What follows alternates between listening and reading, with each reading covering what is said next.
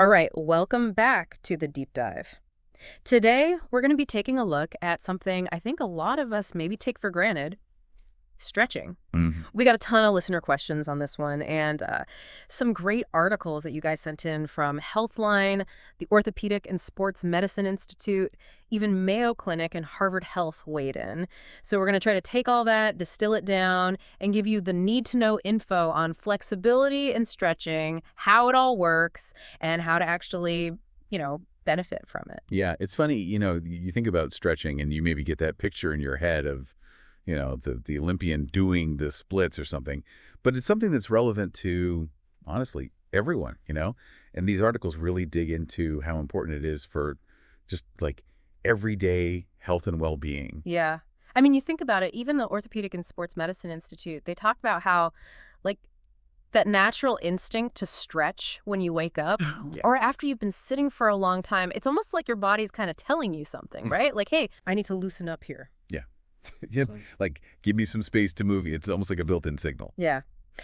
So let's actually get into some of the benefits that these articles talk about, because I think that's what really got me, kind of rethinking how I approach stretching myself. And one of the big things that jumped out from pretty much every source was the idea of reduced injury risk. Yeah.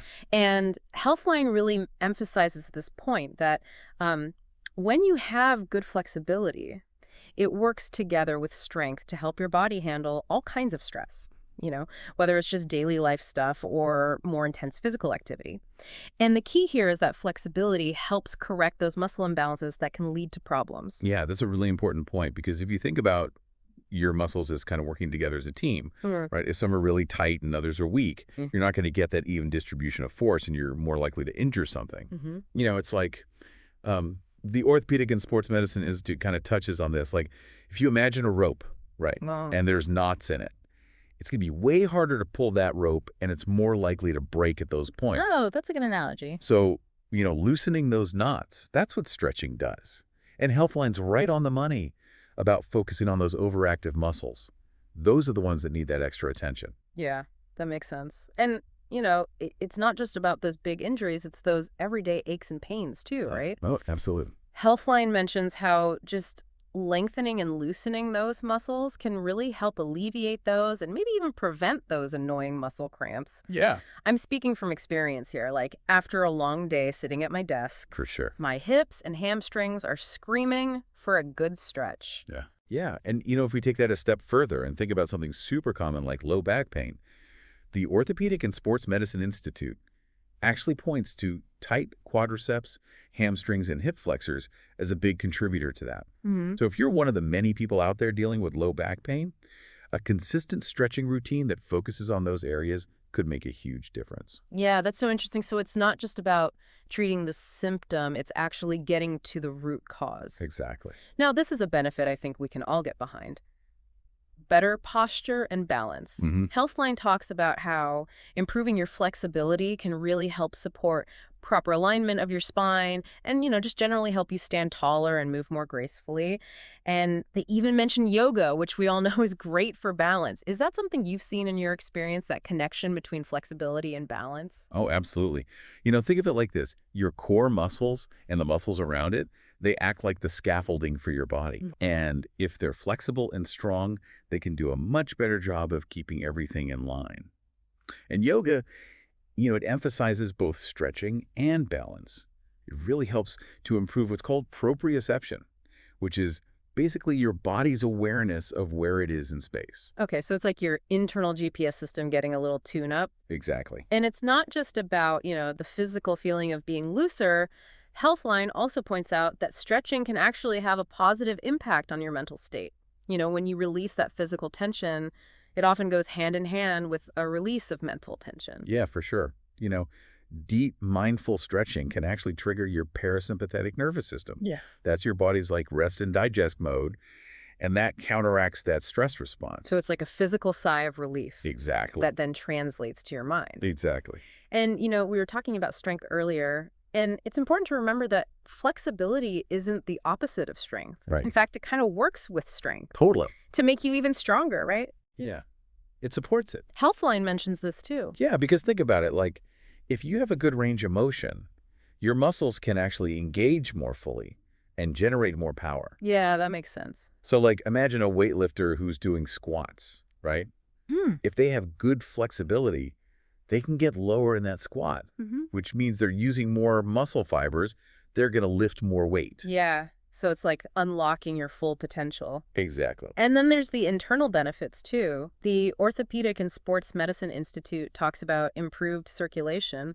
Like when you stretch, you're increasing blood flow to your muscles, and that's key for delivering nutrients and removing waste products. Yeah, it's essential for recovery after exercise and just keeping your muscles healthy in general. Mm-hmm.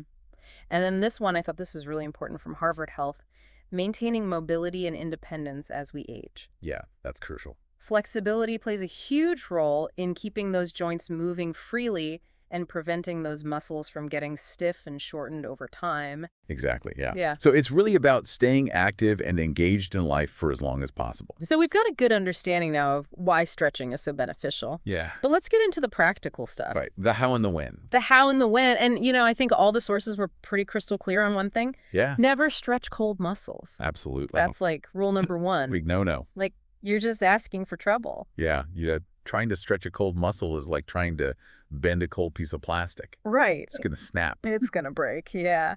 So Mayo Clinic, Harvard Health, the Orthopedic and Sports Medicine Institute, they all say you got to warm up first, Yeah. 5 to 10 minutes of light activity. It could be walking, jogging, even just a lighter version of whatever exercise you're about to do. Mhm. The key is to get that blood flowing to those muscles and make them more pliable. Right. Yeah, I got to prime the pump. And speaking of that, the Orthopedic and Sports Medicine Institute makes a good point that if you're stretching after a workout, your muscles are already warm. So you can skip that separate warm-up. Exactly. Yeah. Yeah. Now, this is where we get into the different types of stretching. We've got dynamic stretching and static stretching. And the Orthopedic and Sports Medicine Institute does a good job of explaining the difference.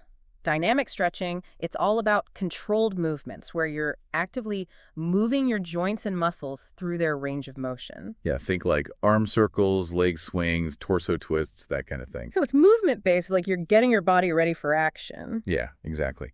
And they highlight that dynamic stretching is generally best to do before a workout. It helps to increase muscle temperature, improve coordination, decrease stiffness. So you're basically prepping your body for what's to come. Okay, so dynamic is like the get ready to move stretch. Right. What about static stretching? So static stretching is more about holding a stretch at the end of your range of motion, Mm-hmm. usually for a period of time. This is probably what most people think of when they think of stretching. And the consensus from all the sources is that this type of stretching is more effective after a workout or as part of a regular routine to improve flexibility. Okay, that's an interesting distinction. Why is it better after exercise?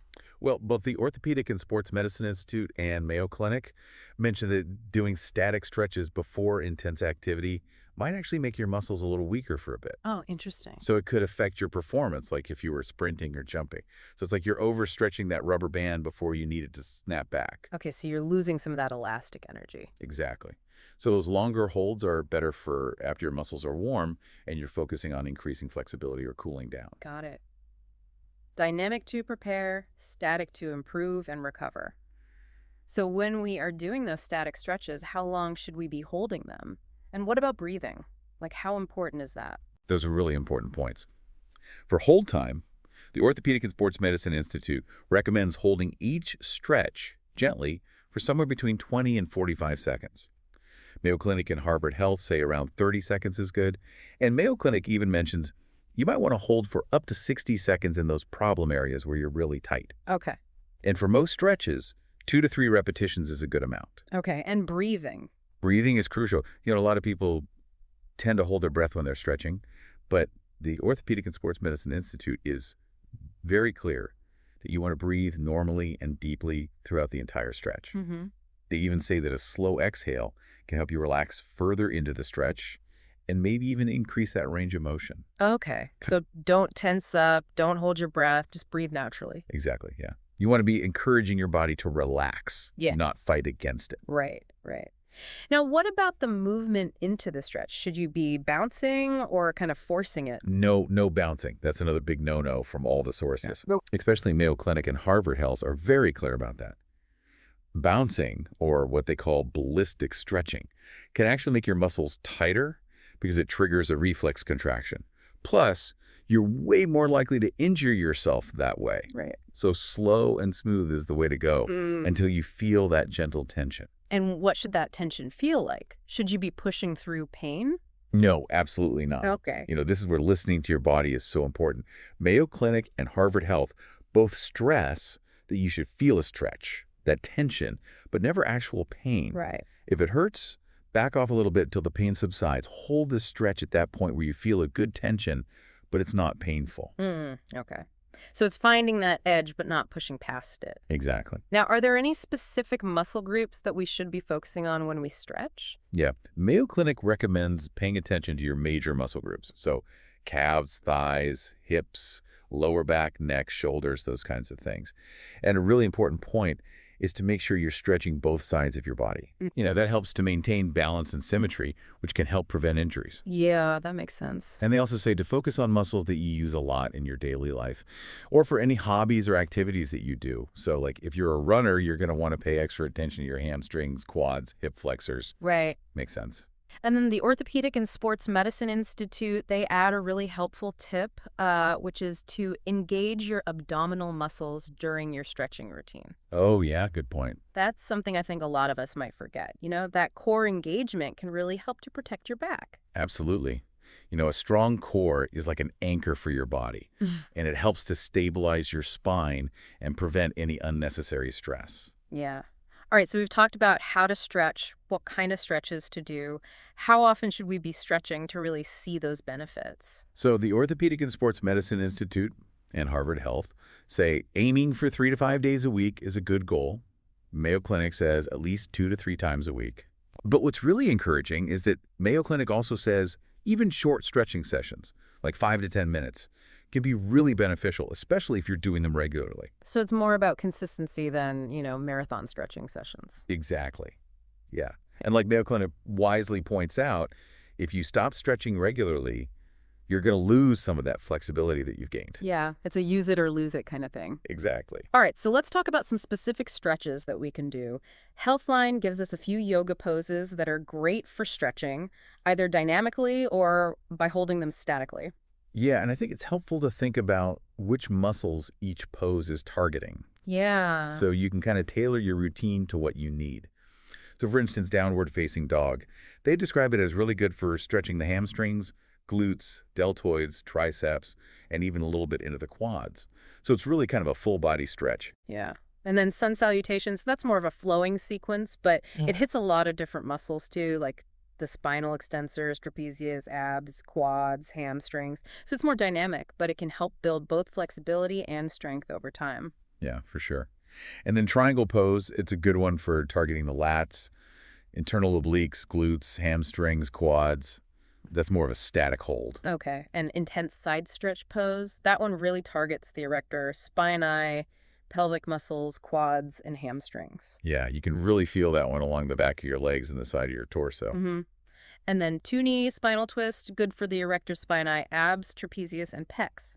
It's a nice, gentle way to improve spinal mobility and release tension in the back and chest. Yeah, for sure. And then extended puppy pose, that's a nice one for opening up the shoulders and chest. It targets the deltoids, trapezius, erector spinae, and triceps. Okay. It's more of a passive stretch that feels really good, especially after sitting for a long time. Yeah. And then outside of the yoga poses, the Orthopedic and Sports Medicine Institute gives us a few more classic stretches, like the seated hamstring stretch, where you sit with your back straight, one leg extended, and you lean forward. Yeah, that one's a good one. And then the standing quad stretch, holding on to something for balance, grab your ankle, pull your heel towards your buttock. And then they also mention the posterior capsule stretch for the shoulder, where you bring one arm across your body and use the other hand to pull it closer. Yeah, that's important to remember those often neglected areas like the shoulders. Yeah. And Harvard Health, they give us a simple hamstring stretch that you can do lying on your back, raising one leg straight up and gently pulling it towards you. Yeah, it's a good reminder that you don't need any fancy equipment or anything to get a good stretch. Yeah, just your own body weight. So it seems like the key takeaway here is finding stretches that work for you, targeting the muscles that you need to work on, and then doing them with the proper technique. Exactly, yeah. And Wow. consistently. And consistently. Now, before we wrap up, it's important to touch on a few cautions that the sources highlight. We already talked about not stretching cold muscles, but Mayo Clinic also reminds us that stretching, while beneficial, doesn't prevent all injuries, especially those overuse injuries that develop over time. Yeah, that's an important thing to keep in mind. And another really important point is that if you have any chronic conditions or injuries, Hmm. all of the sources, Healthline, Mayo Clinic, Harvard Health, they strongly recommend talking to your doctor or a physical therapist before you start any new stretching program. They can give you personalized advice to make sure you're stretching safely and effectively. Yeah, don't just jump into something new without getting that professional guidance. Exactly. And lastly, I thought this was a really encouraging point from Harvard Health. Flexibility is something that you build over time. It's not an overnight fix. Yeah, that's a good perspective. It's about making it a sustainable habit. Those small, regular efforts will add up to noticeable improvements in how your body feels. Yeah, it's a journey, not a sprint. So to wrap it all up for you, our listeners, flexibility offers a ton of benefits that go way beyond just being able to do the splits. It's about your overall health, Yeah. reducing pain, improving your posture and balance, even feeling better mentally. And consistent and correct stretching, dynamic movements before activity, static holds after. That's the foundation. Yeah. And remember, listen to your body, focus on that gentle tension, not pain, and make stretching a regular part of your routine. Yeah. Even those short bursts of stretching can add up to big benefits over time. So as you go about your day-to-day, maybe just think about one small stretching habit that you could add in. Could be a few stretches after you've been sitting for a while, a few minutes after your next walk. Listen to those natural urges to stretch. Maybe that's your body giving you a nudge towards greater flexibility and better overall health. Totally. All right, that's it for today's deep dive. Thanks for listening. We'll see you next time.